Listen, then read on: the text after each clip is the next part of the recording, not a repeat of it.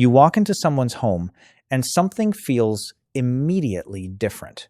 It isn't the furniture, it isn't the lighting, it's the absence of something, visual noise.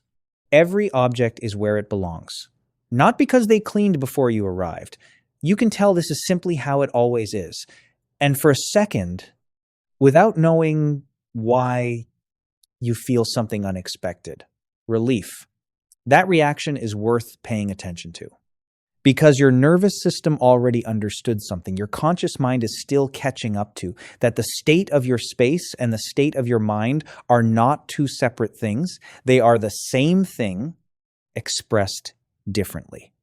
Today, I want to show you exactly how people who maintain clean homes are actually thinking. Not just what they do differently, but the mental framework that makes it effortless for them. And once you see it clearly, you won't be able to unsee it.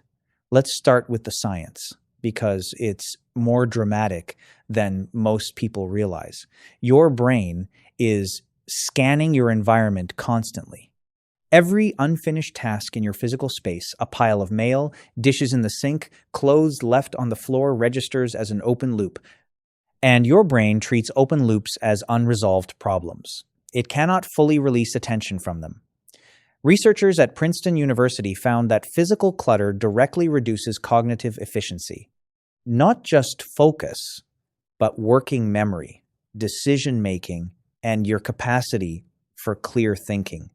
It isn't that people who live in messy spaces are less capable. It's that they're running with a handicap they've usually stopped noticing. Here's the inversion that changes everything.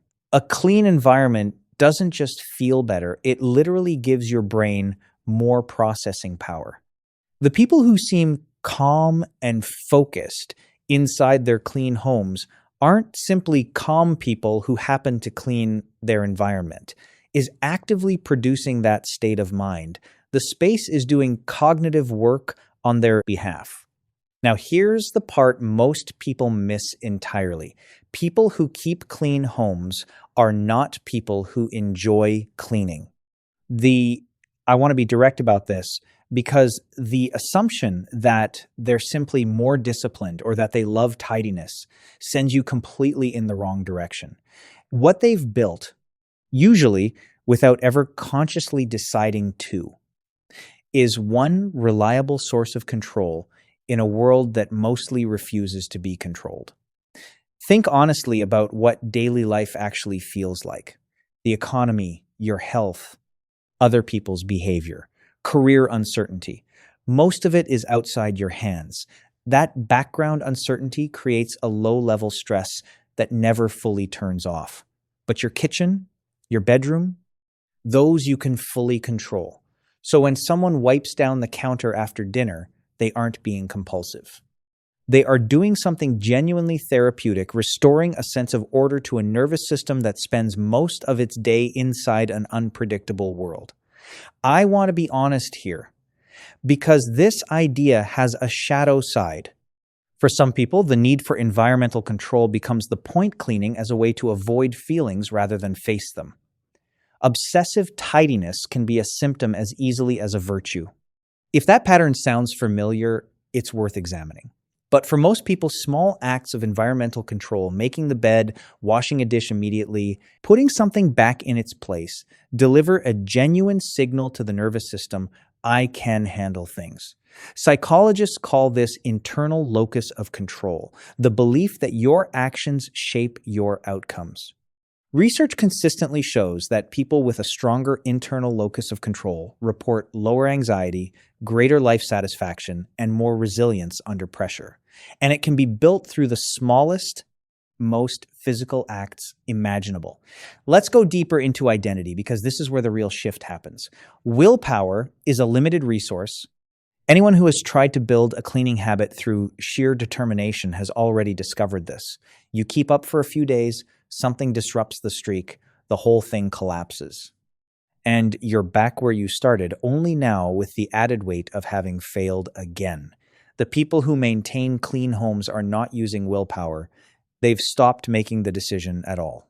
At some point, through repetition, Their behavior became part of how they see themselves. They are simply the kind of person who puts things away, and we act in alignment with who we believe we are almost without thinking. That is the architecture of identity. The shift from I'm trying to be tidier to I'm someone who keeps their space clean is not cosmetic. It changes the entire structure of the behavior. Because once it's identity, the mess becomes the thing that feels wrong, not the cleaning. You get there through accumulation. Every time you wipe the counter after cooking, every time you make your bed before you've fully woken up, you are depositing a small piece of evidence about who you are. The identity doesn't arrive as a single decision. It assembles itself quietly, reliably, through repeated action. When you do this matters as much as the doing itself. Morning is particularly powerful. In the first 20 minutes after waking, your brain is transitioning from rest into full alertness.